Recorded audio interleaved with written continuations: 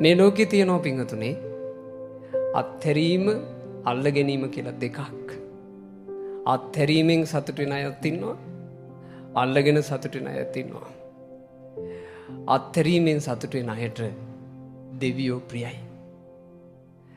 අත්හැරේ අයට දෙවියෝ ආශිර්වාද කරනවා. අත්හැරීමෙන් සතුට වෙන අයගේ ජීවිත ගැන දෙව්ලොවේ දෙවියෝ කතා කරනවා.